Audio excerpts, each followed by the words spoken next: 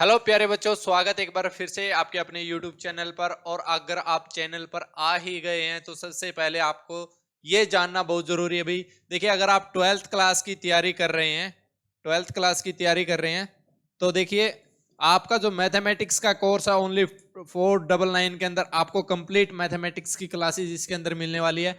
इसके अलावा अगर मैं 10th की बात करता हूं तो 10th का साइंस का अगर मैं बात करता हूं तो 299 के अंदर, मैथ की अगर मैं बात करता हूं तो 299 के अंदर, और अगर आपको साइंस और मैथ दोनों की करनी है तो 499 के अंदर आपको कंप्लीट कोर्स मिलने वाला। उसके लिए आपको पर डे क्लासेज की ऐप इंस्टॉल करनी पड़ेगी। प्ले स्टोर पे जाइए, per day classes app install कीजिए और वहां से जो है आप अपने कोर्स जो है ज्वाइन कर सकते हैं। हेलो एवरीवन, पर्रे क्लासेस पर आप सभी का हार्दिक स्वागत है। और कैसे हो सारे? उम्मीद करता हूँ सारे एकदम बढ़िया होंगे, सबकी तैयारी भी बिल्कुल अच्छे से चल रही होगी। तो जैसा कि आप सभी को पता है, लास्ट क्लास में हमने कंप्लीट कर लिया था चैप्टर नंबर 8, जो कि था आपका इंट्रोडक्शन टू ट्रिग्नोमेट्री।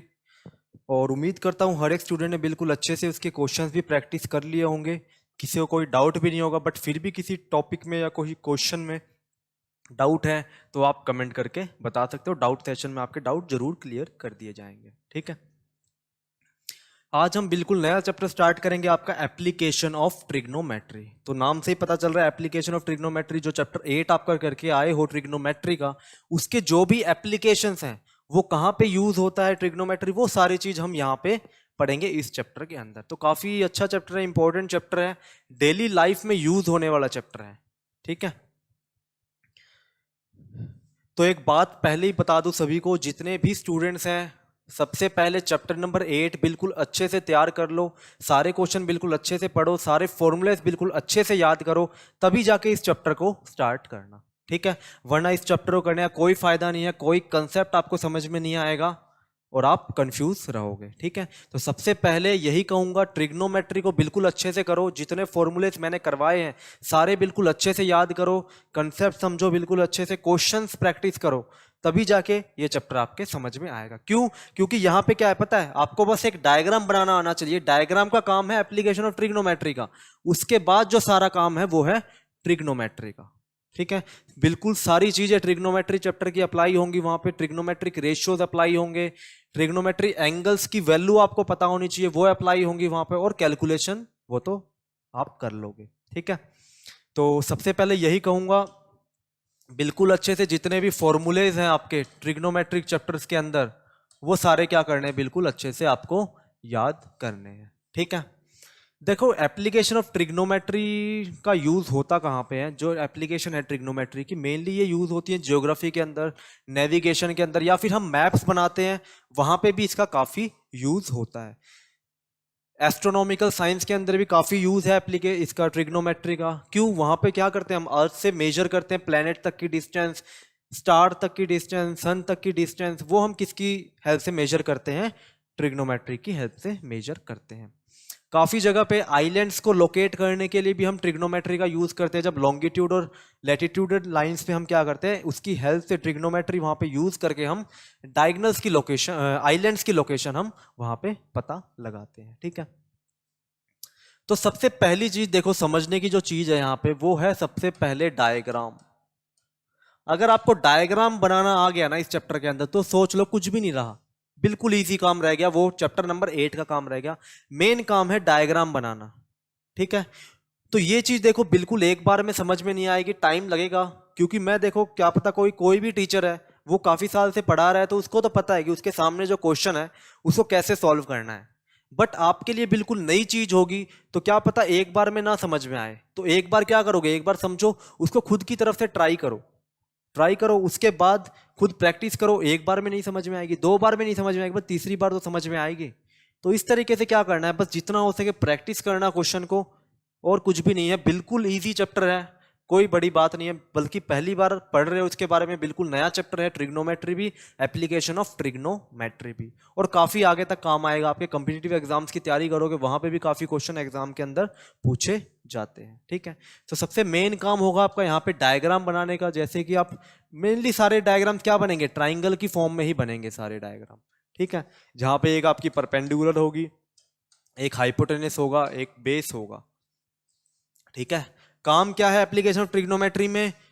कोई एक साइड गिवन होगी, आपको एंगल गिवन होगा, दो साइड निकालनी होंगी। इस टाइप क्वेश्चन आप ट्रिग्नोमेट्री के अंदर कर चुके हो। आपको एंगल गिवन होता था, आपको साइड निकालनी होती थी ट्राइंगल्स के अंदर। तो वहां पे मैंने क्या बताया था, कौन सा ट्रिग्नोमेट्री रेशियो लगाओगे जहां पे परपेंडिकुलर आता हो, बेस आता हो, जहां पे हाइपोटेनियस और बेस आता हो। इस टाइप से आपको क्वेश्चन यहां भी करने हैं, ठीक है।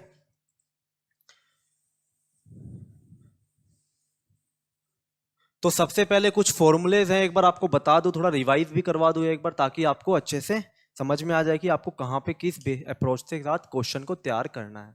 और सबसे मेन बात यहाँ पे समझना कि हम क्वेश्चन को किस वे में अप्रोच कर रहे हैं, वो चीज बिल्कुल अच्छे से समझना। उससे आपकी ये क्लियर हो जाएगा कि हमें किस क्वेश्चन को किस तरीके से सॉल्व करना है, ठीक है। कंसेप्ट बिल्कुल सेम है हर क्वेश्चन के अंदर, बिल्कुल हर क्वेश्चन के अंदर कंसेप्ट बिल्कुल सेम है। छोटी मोटी चीजें हैं वो आपको मैं अभी क्लियर करवा दूंगा। तो ये एंगल की डिग्री पर जो आपके ट्रिग्नोमेट्रिक रेशियोज की वैल्यू थी, ये भी मैंने आपको उस दिन बताई थी कि साइन की वैल्यू 0 डिग्री पे 0, 30 पे 1/2, 45 पे 1/√2, 60 पे √3/2 और 90 पे 1। सिमिलरली कॉस की वैल्यू 0 पे 1, 30 पे √3/2, 45 पे 1/√2, 60 पे 1/2 और 90 पे 0। बिल्कुल उल्टी है यहाँ से, जो यहाँ पे खत्म होती है तो कॉस की वैल्यू यहाँ से स्टार्ट होती है, कॉस की वैल्यू यहाँ से स्टार्ट होती है, बिल्कुल अपोजिट डायरेक्शन में, ठीक है।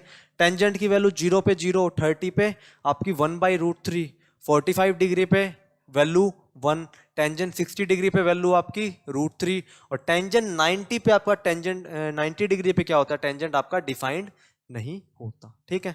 सिमिलरली आपकी कोसिकेंट, सिकेंट और कॉट की वैल्यू है, तो ये वैल्यू तो याद करने की जरूरत नहीं है आपको। स्टार्टिंग की अगर तीनों अच्छे से याद हैं तो ये तीन तो बिल्कुल इजीली आप पता लगा सकते हो। कैसे?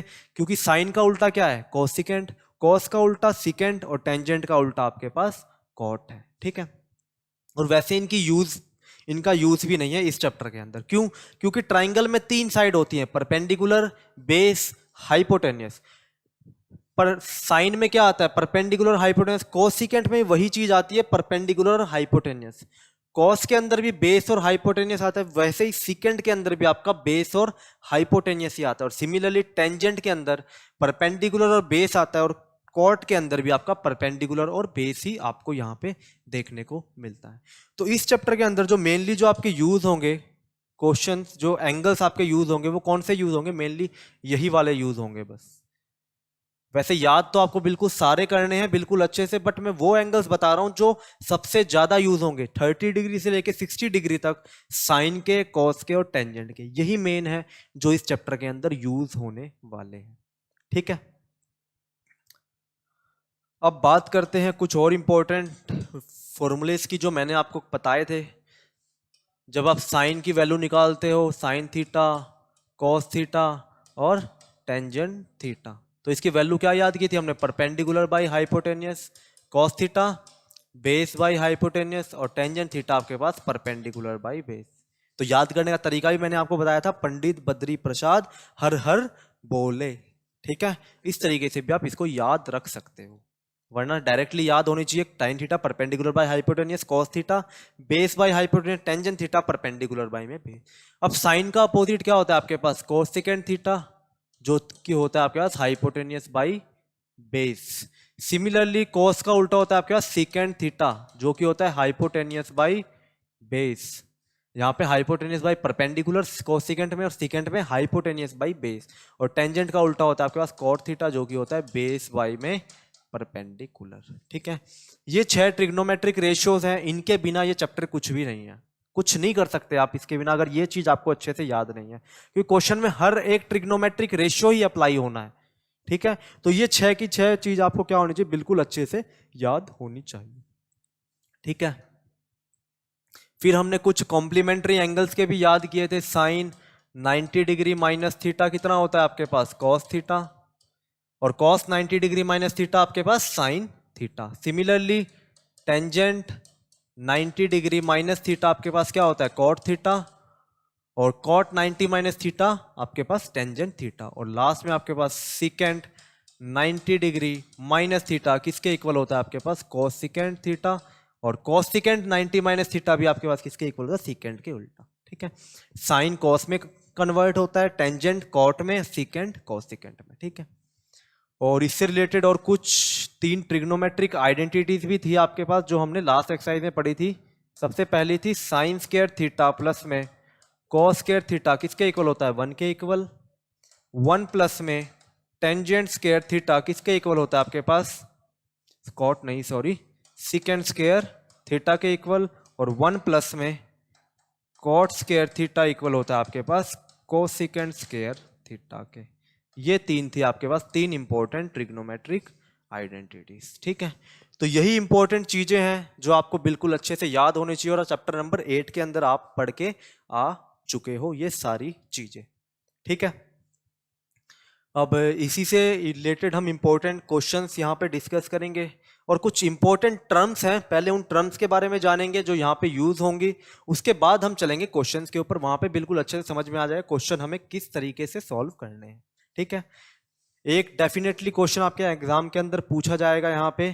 ठीक है, लॉन्ग आंसर टाइप क्वेश्चंस में आपको क्वेश्चन यहाँ से डेफिनेटली देखने को मिलेगा। ठीक है, तो यहाँ पे एप्लीकेशन ऑफ ट्रिग्नोमेट्री पढ़ने से पहले कुछ टर्म्स यूज होती हैं, वो टर्म्स आपको अच्छे से पता होनी चाहिए, वरना वहाँ पे आप सोचोगे सर ये कैसी नई टर्म आ गई, इसका मतलब क्या है, तो वो चीज़ हम पहले डिस्कस कर लेते हैं। यहाँ पे सबसे पहली टर्म आती है आपके पास लाइन ऑफ साइट। साइट का मतलब क्या होता है देखना, तो देखने की लाइन, ऐसी कोई लाइन रियलिटी में एग्जिस्ट करती है नहीं करती, बट वर्चुअलिटी में ये लाइन एक एग्जिस्ट करती है। ठीक है, सेकंड आपके पास आता है angle of elevation, angle of elevation. और थर्ड आपके पास आता है एंगल ऑफ डिप्रेशन। ये वो डिप्रेशन नहीं है जो आप सोच रहे हो, ठीक है, ये मैथमेटिक्स का डिप्रेशन है। ठीक है, तो 3 चीज आ गई यहाँ पे, line of site, angle of elevation और एंगल ऑफ डिप्रेशन। तो ये तीनों चीजें इंपॉर्टेंट हैं, एक एक करके देखते हैं। सबसे पहले मान लो, सबसे पहले लाइन ऑफ साइट। आप मान लो यहां पे खड़े हो आप, ठीक है, ये आपकी पोजीशन है। ठीक है, ये आपकी पोजीशन है। ठीक है, और आप यहां से क्या देख रहे हो, कोई एक टावर है मान लो, यहाँ पे कुतुब मीनार ही मान लेते हैं चलो इसको। ठीक है, कोई एक टावर है आपके पास और यहां से आप क्या देख रहे हो, इस टावर की बिल्कुल टॉप पर देख रहे हो यहां से, तो आपकी आंखें यहां पर है तो आप यहां से देखोगे। ठीक है, टॉप पर क्या कर रहे हो आप, उस टावर को देख रहे हो। ठीक है, ठीक है ना। और ये क्या है आपका ग्राउंड लेवल है बिल्कुल, जहां पे आप खड़े हो टावर भी है। ठीक है, ये आपकी आंखें हैं यहाँ पे और आप इस टावर के बिल्कुल टॉप को देख रहे हो, जो टॉप मोस्ट पॉइंट है उस पॉइंट को देखोगे तो आपको क्या करना पड़ेगा, हेड को थोड़ा ऊपर करना पड़ेगा, कुछ एंगल पे देखोगे आप। अगर कोई सामने कोई चीज है बिल्कुल सामने तो बिल्कुल 0 डिग्री के एंगल पे, बट कोई चीज अगर आपके ऊपर है तो आपको क्या करना है, कुछ एंगल यहाँ पे फॉर्मेशन होगा देखने के लिए। ठीक है, तो ये जो लाइन बनती है यहाँ पे आपके आंखों के और जो थिंग आप देख रहे हो उसके टॉप मोस्ट पॉइंट को अगर ज्वाइन कर दूं तो जो लाइन की फॉर्मेशन होगी उसी को हम बोलते हैं लाइन ऑफ साइट, देखने वाली लाइन। ठीक है, इसी को बोलते हैं लाइन ऑफ साइट। ठीक है, मतलब जिस चीज को आप देख रहे हो उस पॉइंट से लेके आपकी आंखों तक की जो लाइन जो बनेगी वर्चुअलिटी में वो क्या कहलाएगी, लाइन ऑफ साइट आपकी कहलाएगी। ठीक है, अब ये आपका कौन सा लेवल है, हॉरिजॉन्टल लेवल है। ये आपका क्या है, हॉरिजॉन्टल लेवल है यहाँ पे। अब इस देखो मान लो अगर ये हॉरिजॉन्टल लेवल है, ठीक है, इसके पैरेलल अगर कोई भी लाइन होगी, मान लो कितनी भी लाइंस है जो इसके क्या है पैरेलल है, ये भी सारी क्या होंगी, बिल्कुल हॉरिजॉन्टल होंगी। बिल्कुल अगर ये हॉरिजॉन्टल लाइन है तो इसके पैरेलल जितनी भी लाइन होंगी सारी क्या होंगी, हॉरिजॉन्टल होगी। तो मान लो यहां पे मैंने क्या कर दिया, एक हॉरिजॉन्टल लाइन ड्रॉ कर दी बिल्कुल, जो कि पैरेलल है किसके, इसके पैरेलल है। ठीक है, ये हॉरिजॉन्टल लेवल है तो इसके पैरेलल अगर कोई लाइन होगी वो क्या होगी, वो भी हॉरिजॉन्टल होगी। ये समझ में आ गया लाइन ऑफ साइट। बात करते हैं एंगल ऑफ एलिवेशन की। देखो एंगल ऑफ एलिवेशन क्या कहता है कि line of site, line of site जो हॉरिजॉन्टल लेवल के साथ एंगल बनाएगी। अब हॉरिजॉन्टल लेवल यहां तक तो आएगा नहीं क्योंकि यहां पे क्या आ गया, एक लेंथ आ गई, इस पर्सन की कोई ना कोई हाइट तो होगी, कोई ना कोई हाइट तो होगी। तो यहाँ पे तो एंगल कंप्लीट तो नहीं बन सकता। तो हमने क्या किया, यहाँ पे एक पैरेलल लाइन ड्रॉ कर दी, वो भी क्या होगी, हॉरिजॉन्टल होगी। तो लाइन ऑफ साइट जो हॉरिजॉन्टल लेवल के साथ जो एंगल बनाती है उसी को हम बोलते हैं एंगल ऑफ एलिवेशन। ठीक है, उसी को हम बोलते हैं एंगल ऑफ एलिवेशन। ठीक है, इसी को हम बोलते हैं एंगल ऑफ एलिवेशन। ठीक है, मतलब कि एंगल ऑफ एलिवेशन वो एंगल होता है जो लाइन ऑफ साइट किसके साथ बनाती है, कोई भी थिंग जो हम देख रहे हैं उसका जो टॉप मोस्ट पॉइंट है उसके साथ। अगर लाइन ऑफ साइट क्या करेगी, मतलब लाइन ऑफ साइट कहां से फॉर्मेशन होगी, एंगल जो आइस के साथ होगा, आइस से जो लाइन जाएगी कहां तक, टॉप मोस्ट पॉइंट तक, वो बन गई आपकी लाइन ऑफ साइट। अब लाइन ऑफ साइट जो हॉरिजॉन्टल लेवल के साथ एंगल बनाएगी वही हम क्या बोलेंगे, एंगल ऑफ एलिवेशन। या फिर इजी लैंग्वेज में और कहूं, कोई ऐसी चीज जो आपसे क्या है, ऊपर है, आपके ऊपर हाइट पर है, उसको देखने के लिए आप हेड क्या करोगे, ऊपर की तरफ करोगे, तो ये जो एंगल फॉर्मेशन होगा उसी को हम बोलेंगे एंगल ऑफ एलिवेशन।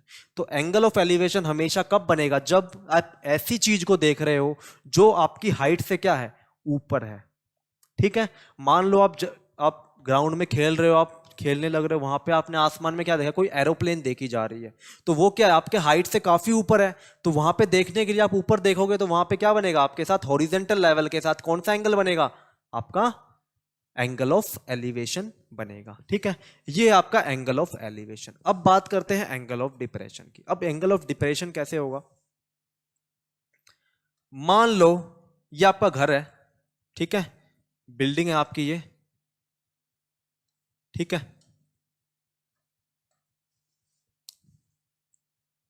ये आपकी बिल्डिंग है और आप यहां पे खड़े हो। ठीक है, आप यहां पे खड़े हो और ये आपके पास क्या है, यहां पे रोड है। ठीक है, और आप क्या करो, आप ग्राउंड लेवल से क्या खड़े हो, ऊपर खड़े हो काफी, आप जो हॉरिजॉन्टल लेवल है उससे काफी ऊपर खड़े हो।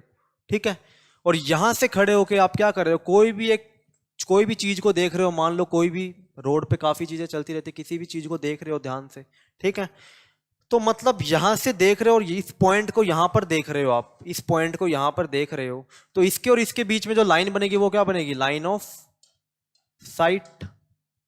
ठीक है, ठीक है, अब बात आती है एंगल ऑफ डिप्रेशन की। तो एंगल ऑफ एलिवेशन तो समझ में आ गया, बात आ गई एंगल ऑफ डिप्रेशन की। अब एंगल ऑफ डिप्रेशन क्या बनेगा, एंगल ऑफ एलिवेशन क्या था, लाइन ऑफ साइट जो हॉरिजॉन्टल लेवल के साथ एंगल बनाए वही एंगल ऑफ एलिवेशन। अब यहां पे भी वही बात है, लाइन ऑफ साइट जो एंगल बनाएगी हॉरिजॉन्टल लेवल के साथ वही कहलाएगा एंगल ऑफ डिप्रेशन। बट यहां पे हॉरिजॉन्टल लेवल तो काफी नीचे रह गया।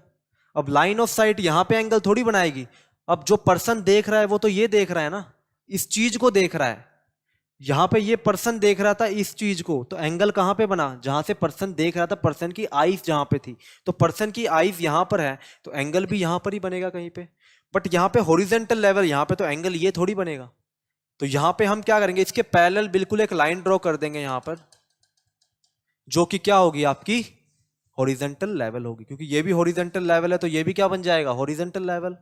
अब लाइन ऑफ साइट जो हॉरिजॉन्टल लेवल के साथ एंगल बनाएंगी उसी को हम बोलते हैं एंगल ऑफ डिप्रेशन। ठीक है, इसी को हम बोलते हैं एंगल ऑफ डिप्रेशन। ठीक है, लाइन ऑफ साइट जब हॉरिजॉन्टल लेवल के साथ एंगल बनाएगी वही एंगल ऑफ डिप्रेशन। बट फर्क कहां पर है, यहां पर आप ऐसी चीज को देख रहे हो जो आपके हाइट के क्या है, काफी नीचे है। आपको देखने के लिए हेड को क्या करना पड़ेगा, नीचे करना पड़ेगा। आप जो एंगल बनाओगे वो नीचे की तरफ बना रहे हो, वो होगा आपका angle of depression. Angle of elevation आप ऐसी चीज को देख रहे हो जो आपके हाइट से ज्यादा ऊपर है। ठीक है, तो वो आपका क्या बनेगा, एंगल ऑफ एलिवेशन। तो यही फर्क है एंगल ऑफ एलिवेशन में और एंगल ऑफ डिप्रेशन में। अब यहां पे एक चीज, जैसे कि आप एरोप्लेन का मैंने एग्जांपल दिया, आप ग्राउंड में खड़े हो, ऊपर एरोप्लेन जा रही है, आप उसको देख रहे हो, तो आप जो देख रहे हो एरोप्लेन को वो क्या बनेगा, एंगल ऑफ एलिवेशन। बट कोई ऐसा बंदा जो एरोप्लेन के अंदर बैठा है और वो नीचे ग्राउंड की तरफ देख रहा है, उसको आप तो क्या दिख रहे होगे, ग्राउंड ही दिख रही होगी, छोटी छोटी चीजें सारी। तो वो एरोप्लेन में बैठ के जब वो ग्राउंड को देख रहा होगा तो वो जो एंगल बनाएगा ग्राउंड के साथ, वो कौन सा एंगल होगा उसका, एंगल ऑफ डिप्रेशन। ठीक है, तो एंगल ऑफ एलिवेशन हमेशा वहां बनता है जहां पे जो जिस चीज को आप देख रहे हो वो आपसे हाइट में काफी ऊपर है, और एंगल ऑफ डिप्रेशन वहां बनता है जहां जिस चीज को आप देख रहे हो वो आपसे हाइट में काफी नीचे है। ठीक है, अब यहां पे ट्राइंगल ये बन गया और यहां पे ट्राइंगल ये बना आपके पास। ठीक है, ये ट्राइंगल आपके पास यहां पे बना। ठीक है, तो इस ट्राइंगल के अंदर तो कोई एंगल आया ही नहीं, तो आप ट्रिग्नोमेट्रिक रेशियो कहाँ अप्लाई करोगे? तो यहाँ पे हम क्या करते हैं, जब हमारे पास एंगल ऑफ डिप्रेशन का केस आएगा, एंगल ऑफ डिप्रेशन का केस आएगा, तो हम क्या करेंगे? अब एक चीज देखो, ये लाइन इस लाइन के पैरेलल है। अगर कोई दो लाइंस पैरेलल है और उनको कोई ट्रांसवर्सल कट करती है, तो ये एंगल किसके इक्वल होता है? इसके angle equal, alternate interior angle. Similarly ये एंगल इसके इक्वल होता है, अल्टरनेट इंटीरियर एंगल्स। तो इसी तरह ये एंगल किसके इक्वल होगा? ये एंगल किसके इक्वल होगा? इस एंगल के इक्वल होगा।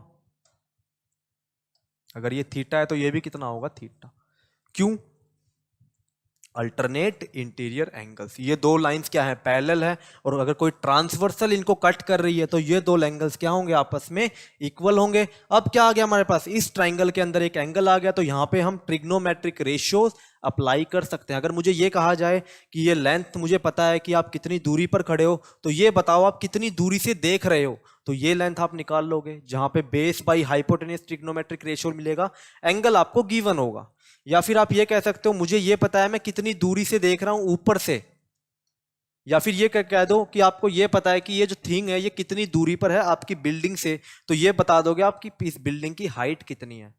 क्योंकि अगर ये डिस्टेंस पता है बेस और परपेंडिकुलर कहां पे आती है? टेंजेंट थीटा के अंदर। तो टेंजेंट एंगल आपको गिवन होगा, तो tangent theta equal to perpendicular by में बेस। ठीक है, ये आपकी एप्लीकेशन होंगी यहाँ पे ट्रिग्नोमेट्री की। ठीक है, तो अब कुछ क्वेश्चंस करते हैं, क्वेश्चन से काफी अच्छे से आपको समझ में आ जाएगा। ठीक है, अब चलते हैं क्वेश्चंस के अंदर। तो यहाँ पे आपको समझ में आ गया होगा line of site, angle of elevation और एंगल ऑफ डिप्रेशन। यही तीन चीज इंपॉर्टेंट चीजें हैं यहाँ पे। अगर ये तीन चीज आपको अच्छे से समझ में आ गई तो बस क्वेश्चन के अंदर कुछ भी नहीं। ठीक है, एंगल ऑफ एलिवेशन वाले क्वेश्चन डायरेक्टली सोल्व होंगे, बस एंगल ऑफ डिप्रेशन में आपको एंगल चेंज करने पड़ेंगे, और वो मैंने बता दिया कैसे चेंज होंगे। दो लाइंस पैरेलल होंगी तो अल्टरनेट इंटीरियर एंगल्स इक्वल होंगे ही होंगे। ठीक है, अब चलते हैं पहले क्वेश्चन की तरफ, वहां से देखते हैं कि क्वेश्चन आपसे क्या पूछ रहा है। वो क्वेश्चन देखो क्या है। देखो क्वेश्चन देख के सबसे पहले आपको क्या करना है? डायग्राम बनाना है। डायग्राम बनाने के बाद फिर क्वेश्चन आपको क्या करना है? सॉल्व करना है। ठीक है, तो सबसे पहला काम क्या करोगे? डायग्राम बनाओगे, उसके बाद क्वेश्चन को सॉल्व करोगे। ठीक है, तो यहाँ पे एग्जाम्पल नंबर 1 आपको गिवन है, अ tower stands vertically on the ground. एक टावर क्या है? वर्टिकली ग्राउंड पर खड़ा है। वर्टिकली मतलब बिल्कुल 90 डिग्री के साथ। ठीक है, बिल्कुल 90 डिग्री के साथ, और हॉरिजॉन्टल होता है बिल्कुल आपका ग्राउंड लेवल। जो एक्स एक्सिस के पैरेलल लाइन हो उसको बोलते हैं हॉरिजॉन्टल। वर्टिकल जो वाई एक्सिस के पैरेलल हो। तो एक टावर है यहाँ पे, मान लो ये हमने टावर मान लिया यहाँ पे। ठीक है, ये टावर बिल्कुल वर्टिकली है ग्राउंड के ऊपर। ये मान लो आपका ग्राउंड है यहाँ पे। ठीक है, यहाँ पे एक टावर है। From a point on the ground, एक पॉइंट है कोई ग्राउंड के ऊपर, which is 15 metre away from the foot of the tower. Foot of the tower मतलब टावर के बिल्कुल फुट से कितनी दूरी पर है? मान लो 15 मीटर की दूरी पर एक कोई पॉइंट है। वो पॉइंट है आपका ये पॉइंट। ठीक है, ये पॉइंट हमने मान लिया, जो कि कितनी दूरी पर है?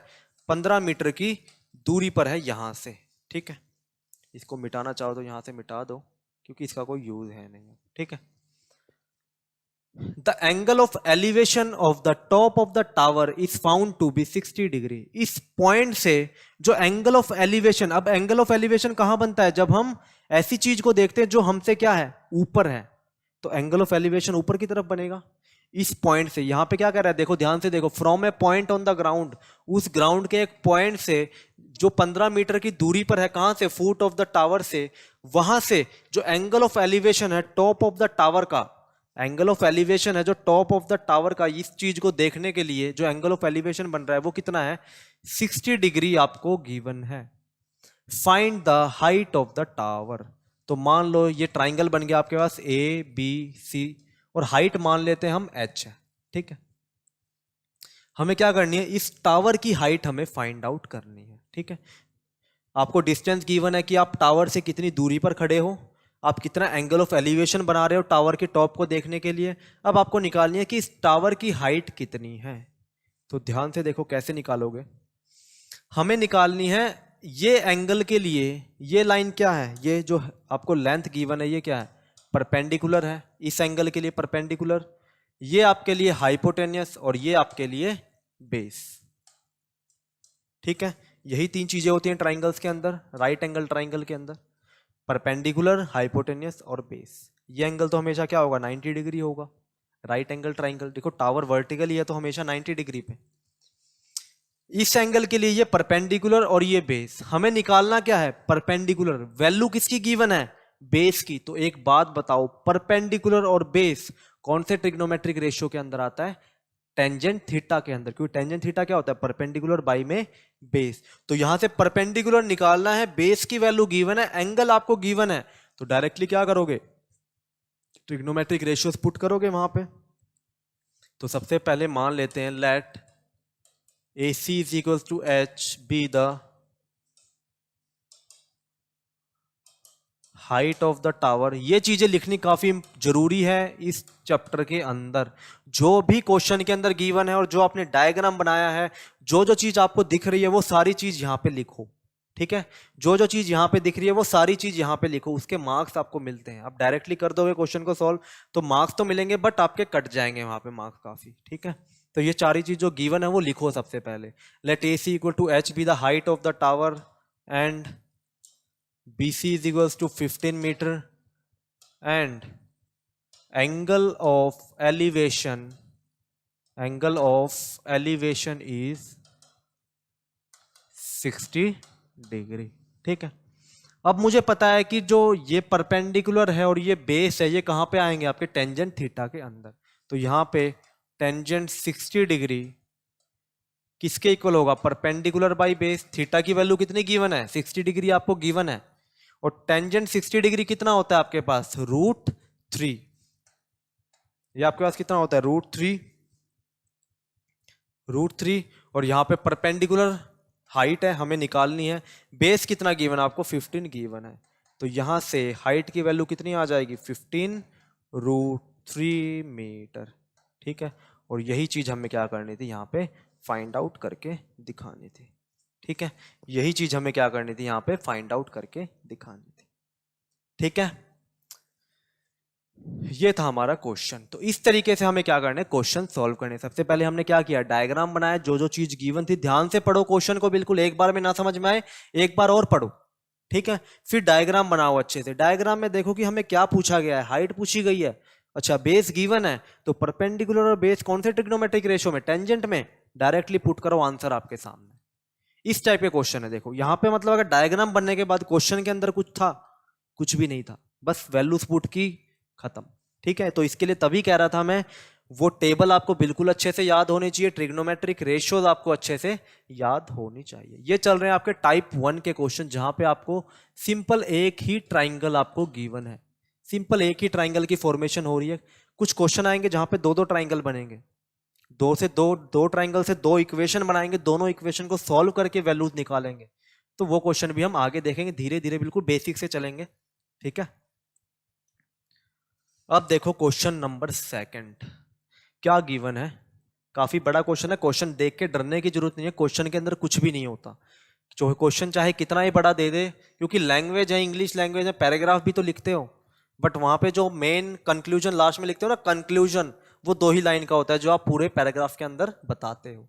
ठीक है, तो क्वेश्चन कितना ही बड़ा हो, डरने की जरूरत नहीं है। मेन मेन पॉइंट देखो क्या क्या गिवन है, किसकी वैल्यू निकालनी है, सॉल्व करो बस। ठीक है, तो क्वेश्चन क्या गिवन है, an electrician has to repair an electric fault on a pole of height 5 metre.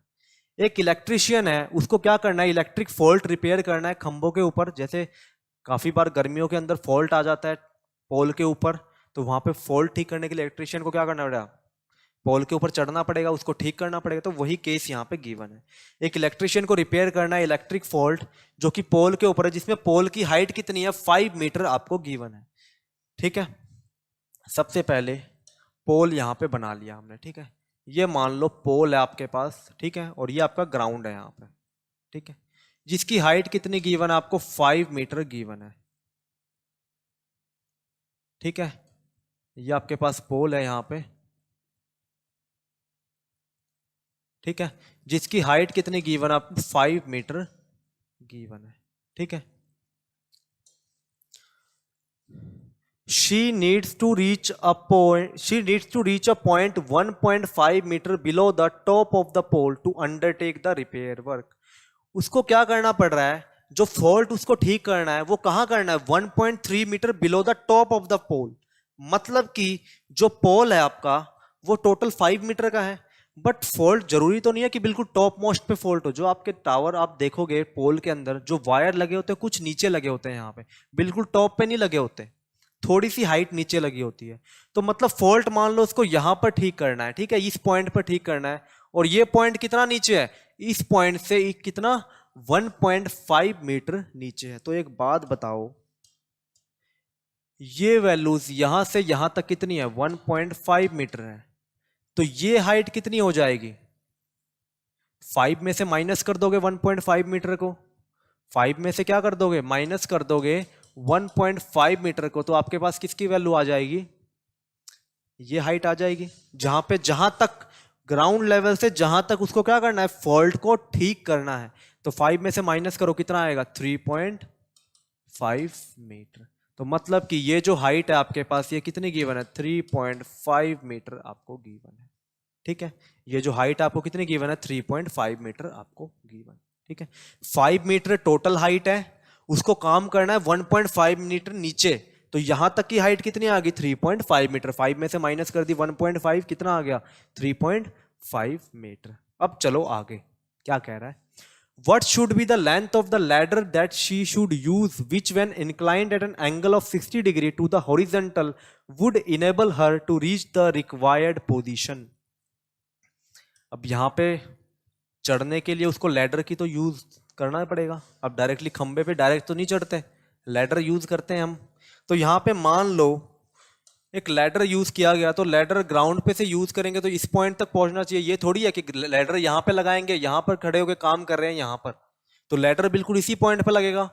तो यहां से आपका क्या लग गया, ये एक लैडर आपके पास लग गई. ठीक है, ये आपके पास आ गई लैडर ग्राउंड से, और ये ग्राउंड से हॉरिजॉन्टल के साथ कितना एंगल बना रही है, at an angle of 60 degree, at an angle of 60 degree. तो मेन चीज क्या गिवन है, एक तो टावर की पोल की हाइट, कहां पे उसे काम करना है, 1.3 मीटर नीचे, 1.3 मीटर ना कि 1.5 मीटर, सॉरी यहां पे है 1.3 मीटर. तो 1.3 मीटर कहां है आपका, यहां पे हमने 1.5 ले लिया, बल्कि ये है 1.3 मीटर.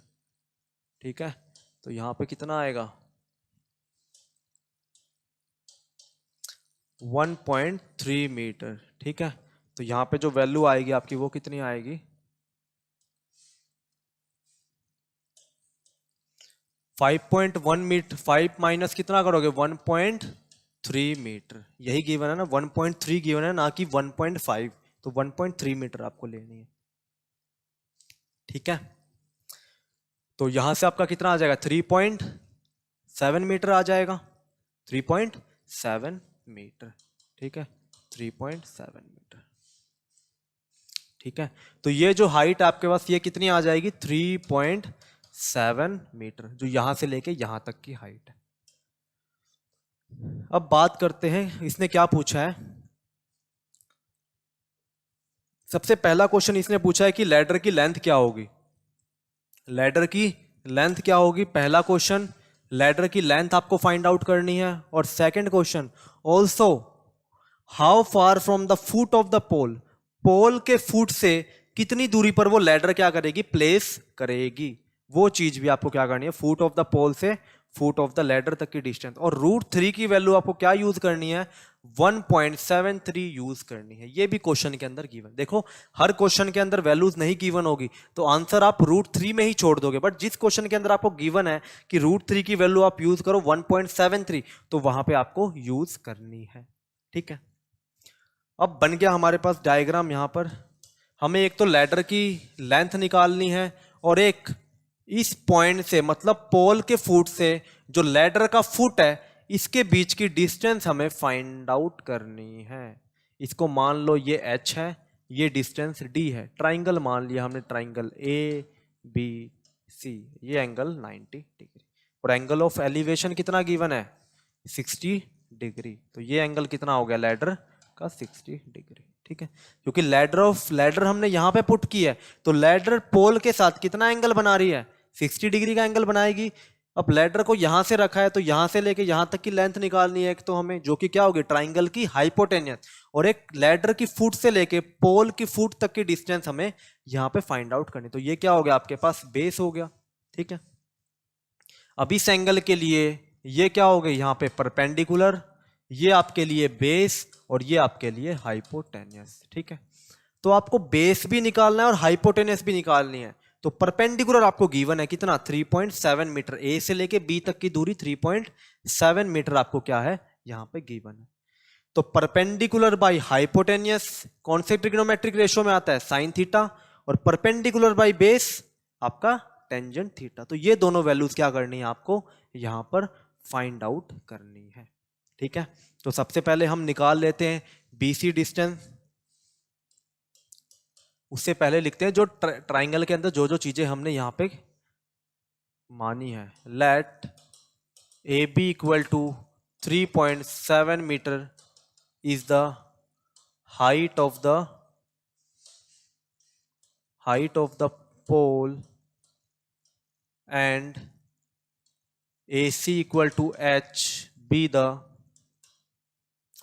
लेंथ ऑफ लैडर, जो लैडर अपनी सीढ़ी यूज की है उसकी लेंथ कितनी है, एच मान ली, एंड डी या फिर B C, D equal to B C या फिर B C equal to D,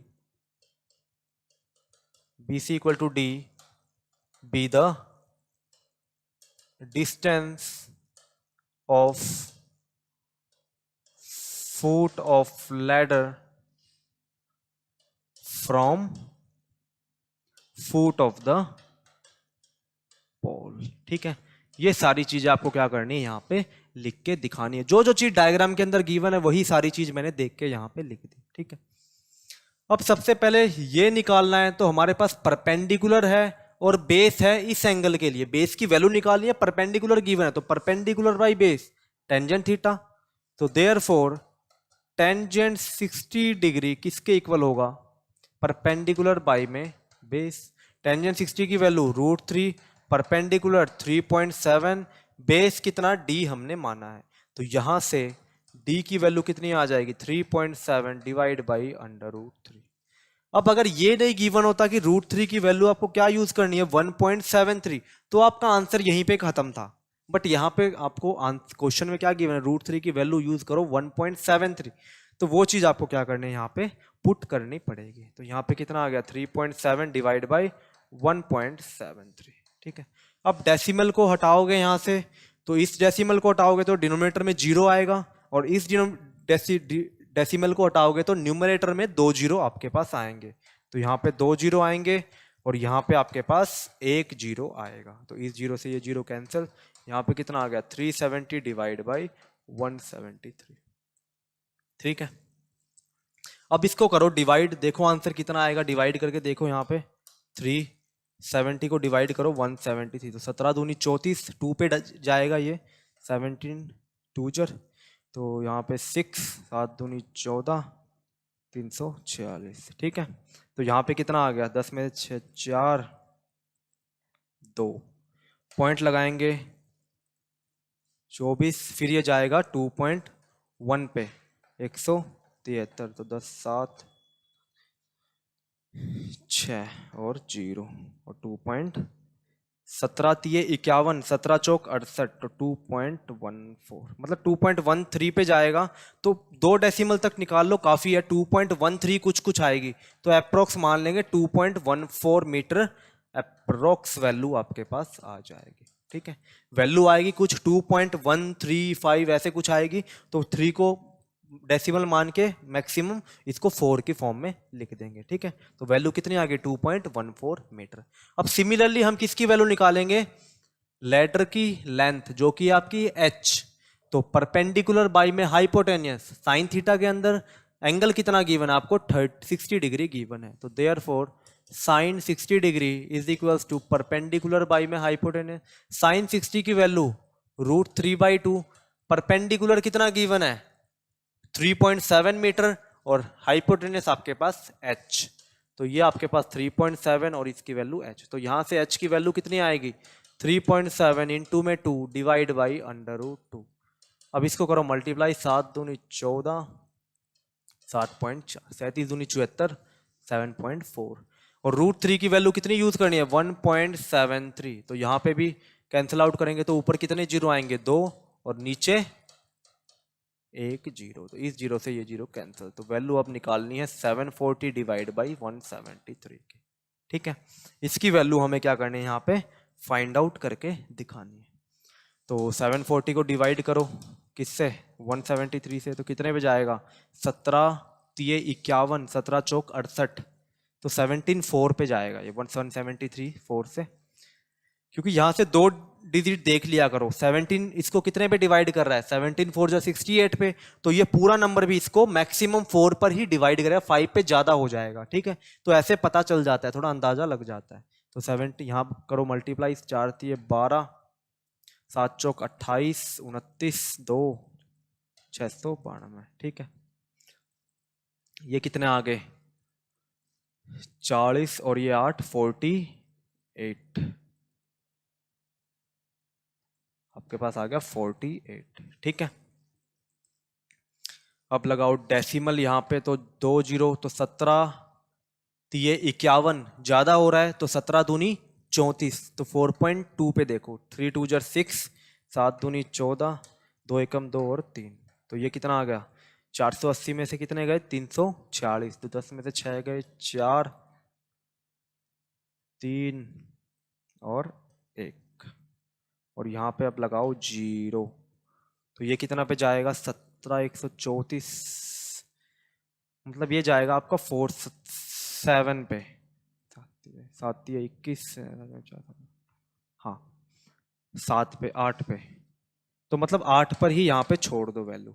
तो जो वैल्यू आएगी आपकी इसकी अप्रोक्स वैल्यू निकालनी है आपको, एग्जैक्ट वैल्यू यहाँ पे नहीं निकालनी, डेसिमल से 2 पॉइंट तक निकाल लो बस।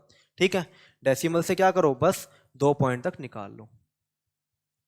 ठीक है, तो यहाँ पे जो अप्रोक्स वैल्यू कितनी आ गई 4.28 मीटर अप्रोक्स आपके पास आंसर आ गया। 8 पे ही जाएगी ना, 8 तिये 24, 56 56 60, वैसे तो 7 पे जा रही है बट 4.27 कुछ वैल्यू आएगी, तो इसको हम क्या मान लेंगे, इसको अप्रोक्स में 8 मान लेंगे। ठीक है, इस तरीके से आपको ये सॉल्व करना है।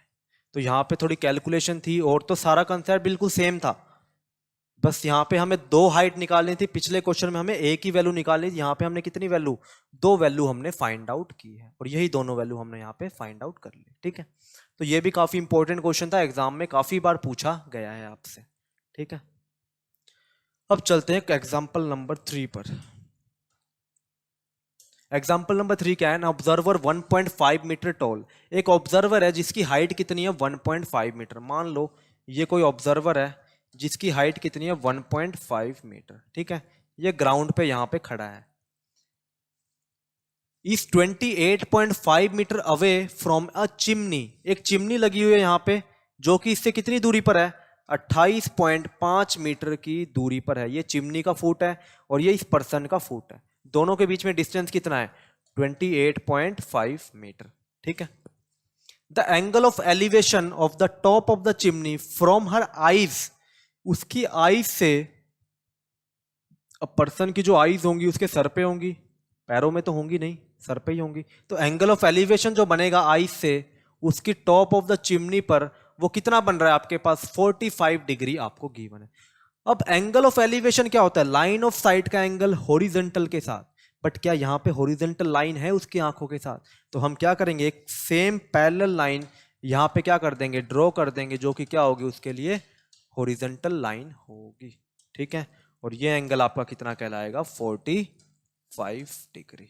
ठीक है, what is the height of the chimney, इस चिमनी की आपको क्या करनी है हाइट फाइंड आउट करनी है, ABCD E, मतलब AE की लेंथ आपको क्या करनी है फाइंड आउट करनी है। अब एक चीज देखो, ये लाइन इसके बिल्कुल पैरेलल है, ये लाइन अगर इसके पैरेलल है तो ये अगर 1.5 है तो ये कितना होगा CE, ये दोनों लाइंस बिल्कुल पैरेलल है, अगर यहां से लेके यहां तक का डिस्टेंस 1.5 है तो यहां से लेके यहां तक का डिस्टेंस भी कितना होगा 1.5 मीटर। तो मतलब कि अगर मेरे पास AC आ जाए तो मैं AC में ये ऐड कर दूंगा, टोटल हाइट मेरे पास आ जाएगी, ठीक है। बट मुझे इस ट्राइंगल के अंदर अभी भी एक भी हाइट नहीं पता, एक भी लेंथ नहीं पता, तो वो कैसे पता चलेगी? देखो ये दोनों इक्वल, ये इसके पैरेलल, तो ये अगर 28.5 है तो ये भी कितनी होगी?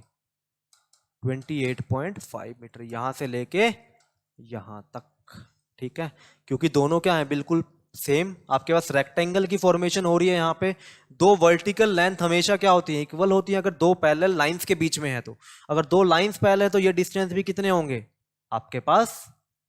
28.5, ठीक है, क्योंकि दोनों वर्टिकल लाइंस हैं इस वजह से। तो ये अगर 28.5 है तो ये भी 28.5 आपके पास होगी। बस अब क्या रह गया? अब तो कुछ भी नहीं है क्वेश्चन के अंदर, हमें किसकी लेंथ निकालनी है? AC की लेंथ। AC की लेंथ आ गई तो AC को किस में ऐड कर देंगे? CE में ऐड कर देंगे, आंसर हमारे पास आ जाएगा, ठीक है।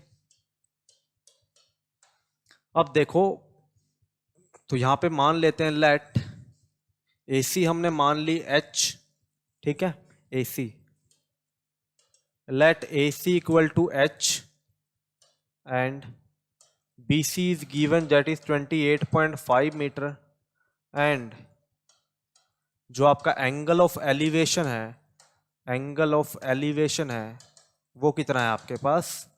45 डिग्री आपको गिवन है, ठीक है। एंगल ऑफ एलिवेशन कितना गिवन आपको? 45 डिग्री यहाँ पे गिवन है। अब मुझे निकालनी है इस एंगल के सामने वाली साइड, क्या होती है? परपेंडिकुलर। तो परपेंडिकुलर बाई में बेस, क्योंकि बेस गिवन है आपको, हाइपोटेन्यूज तो गिवन ही नहीं है। बेस आपको पता है, परपेंडिकुलर आपको निकालनी है। और परपेंडिकुलर बेस का रिलेशन कौन से ट्रिग्नोमेट्रिक रेशियो के अंदर आता है? साइन थीटा के अंदर। नहीं, साइन थीटा नहीं, सॉरी, परपेंडिकुलर बाई बेस आपका टेंजेंट थीटा के अंदर। परपेंडिकुलर बाई में बेस, परपेंडिकुलर हाइपोटेन्यूज होता है आपका साइन थीटा के अंदर, ठीक है। तो यहां से टेंजेंट 45 डिग्री की वैल्यू कितनी आएगी? परपेंडिकुलर कितना गिवन है? परपेंडिकुलर बाई में टेंजेंट 45 डिग्री की वैल्यू 1, परपेंडिकुलर कितना गिवन है? H, बेस की वैल्यू है 28.5 मीटर, ठीक है। तो यहां से H की वैल्यू कितनी आएगी आपके पास? 28.5 मीटर आपके पास आ जाएगी। अब ये H की वैल्यू आई है, ये चिमनी की वैल्यू नहीं आई है, चिमनी की हाइट नहीं आई है, ये हाइट आई है AC, बट चिमनी की हाइट कितनी है? AE। तो AE यहां से कितना आ जाएगा आपके पास? AE किसके इक्वल होगा? AC प्लस में CE। AC कितना आ गया? 28.5 प्लस में CE की वैल्यू कितनी है? 1.5 मीटर। तो यहां से ऐड करोगे, वैल्यू कितनी आ गई आपके पास? 30 मीटर आपके पास आ गई AE, जो कि क्या है? आपकी चिमनी की हाइट है। तो चिमनी की जो हाइट है वो हमारे पास कितनी आ गई? 30 मीटर हमारे पास आ गई, ठीक है। इस तरीके से आपको इन क्वेश्चंस को सॉल्व करना है। तो सारे क्वेश्चन में देख रहे हो आपका डायग्राम बनने के बाद कुछ भी नहीं है, बस ट्रिग्नोमेट्रिक रेशियोज आपको अप्लाई करने हैं। ट्रिग्नोमेट्रिक रेशियोज अप्लाई करने के बाद एक साइड आपको गिवन होगी, दूसरी साइड आपको निकालनी होगी, एंगल आपको गिवन होगा। इस तरीके से क्वेश्चन आपको क्या करने हैं? सॉल्व यहां पर करने हैं, ठीक है। अब चलते हैं नेक्स्ट क्वेश्चन की तरफ। नेक्स्ट क्वेश्चन क्या गिवन है देखो, ये भी काफी इंपॉर्टेंट क्वेश्चन है और टाइप 2 का क्वेश्चन है।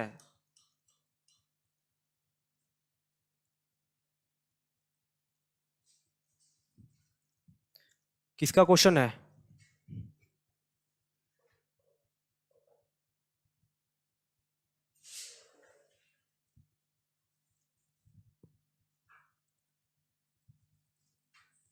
ये जो आपके पास गिवन है, ये टाइप 2 का क्वेश्चन आपको यहां पे गिवन है, ठीक है। क्योंकि अभी तक जो क्वेश्चन आप कर रहे थे वहां पे क्या कर रहे थे? सिंगल ट्राइंगल की फॉर्मेशन हो रही थी, एक साइड गिवन थी, दूसरी साइड आपको निकालनी थी। अब यहां पे क्या होगा? आपके पास दो ट्राइंगल्स बनेंगे, दोनों ट्राइंगल से, एक ट्राइंगल से कुछ निकालना होगा, दूसरे ट्राइंगल से कुछ निकालना होगा, ठीक है। ये चीजें आपको क्या करनी है? यहां पे फाइंड आउट करनी है, ठीक है। अब देखो एग्जांपल नंबर 4 क्या कह रहा है? From a point P on the ground the angle of elevation of the top of a 10 metre tall building is 30 degree. एक पॉइंट है, मान लो यहां पे कोई पॉइंट P है ग्राउंड के ऊपर, यहां से एक टॉल बिल्डिंग आपको गिवन है, ठीक है। थोड़ी यहां पे ले लेते हैं पॉइंट P को। ये पॉइंट P आपको गिवन है, यहाँ पे एक बिल्डिंग गिवन है जिसकी हाइट कितनी आपको गिवन है 10 मीटर। इस बिल्डिंग की हाइट आपको गिवन है, यहां से लेके यहां तक की हाइट, ठीक है। जो बिल्डिंग है उसकी हाइट कितनी है 10 मीटर, और एंगल ऑफ एलिवेशन कितना है ग्राउंड से, जो पॉइंट P है वहां से एंगल ऑफ एलिवेशन है आपका 30 डिग्री, ठीक है। तो ये आपका एंगल ऑफ एलिवेशन बन गया यहां तक, ठीक है, कितना 30 डिग्री, ठीक है। ये आपके पास आ गया एंगल ऑफ एलिवेशन। अब क्या कह रहा है, एक flag is hosted at the top of the building and the angle of elevation of the top of the flag staff from P is 45 degree. अब क्या किया गया, यहां पे इस बिल्डिंग के ऊपर एक फ्लैग होस्ट किया गया, ठीक है। मान लो ये आपके पास यहां पे फ्लैग होस्ट किया गया, ठीक है, ठीक है, भारत का तिरंगा हमने यहां पे होस्ट किया बिल्डिंग के ऊपर, और इस पॉइंट से इस फ्लैग स्टाफ मतलब जो पाइप या फिर डंडा जो होता है जिसके ऊपर फ्लैग होस्ट किया जाता है, उस पॉइंट तक जो एंगल ऑफ एलिवेशन है वो कितना गिवन है आपको,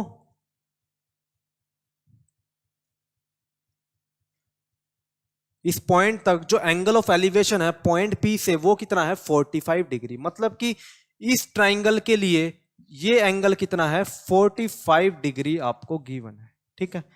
हॉरिजॉन्टल लेवल से लाइन ऑफ साइट का एंगल 45 डिग्री, जब आप किसको देख रहे हो फ्लैग स्टाफ को, और जब टॉप ऑफ द बिल्डिंग को देख रहे हो तो इस हॉरिजॉन्टल लेवल के साथ लाइन ऑफ साइट का एंगल 30 डिग्री, ठीक है। अब क्या करना है, find the length of the flag staff. सबसे पहले इस फ्लैग स्टाफ की लेंथ हमें निकालनी है, मान लो h है, ठीक है। एक तो हमें ये निकालनी है, और distance of the building from point P, इस पॉइंट से पॉइंट P तक की डिस्टेंस हमें क्या करनी है यहां पे फाइंड आउट करनी है, ठीक है। तो पहले इस ट्राइंगल में अप्लाई करेंगे ट्रिग्नोमेट्रिक रेशियोज, और एक बार इस ट्राइंगल में हम अप्लाई करेंगे। यहां पे एंगल ऑफ एलिवेशन 30 डिग्री, यहां पे एंगल ऑफ एलिवेशन आपके पास 45 डिग्री। तो जैसा कि आपको पता है, सबसे पहले ये हाइट हमें पता है और ये डिस्टेंस निकालनी है। तो यहां पे कितना हो जाएगा, इस एंगल के लिए 30 डिग्री के लिए ये परपेंडिकुलर और ये बेस। तो परपेंडिकुलर बेस किस पे अप्लाई होगा, टेंजेंट थीटा के अंदर। तो यहां पे करते हैं सबसे पहले सॉल्यूशन। तो लेट इस पॉइंट को नाम दे दो BC, ठीक है। ये आपके पास हो गया A, ठीक है। अब जो BP है वो कितना है आपके पास D है, एंड जो AC है वो क्या है H है। B द D क्या है आपके लिए, distance of point P from B, and AC equal to H क्या है, हाइट ऑफ फ्लैग स्टाफ, ठीक है, ठीक है। तो सबसे पहले इस ट्राइंगल के अंदर ये हमें पता है, ये हमें निकालना है। तो perpendicular by base tangent 30 degree, तो टेंजेंट 30 डिग्री किसके इक्वल होगा, परपेंडिकुलर डिवाइड बाय में बेस। टेंजेंट 30 की वैल्यू 1/√3, और परपेंडिकुलर कितना गिवन है आपको 10 गिवन है, और बेस की वैल्यू आपको निकालनी है। तो यहां से D कितना आ गया आपके पास 10√3 मीटर, ठीक है। बट यहां पे गिवन है जो √3 है उसकी वैल्यू आपको यूज करनी है 1.732। तो डिस्टेंस कितना आ जाएगा 10 इंटू में 1.732, तो 10 से मल्टीप्लाई करते तो डेसिमल एक पॉइंट राइट साइड शिफ्ट हो जाएगा। तो वैल्यू कितनी आ गई 17.32 मीटर, ठीक है। ये हमने वैल्यू निकाल ली D की।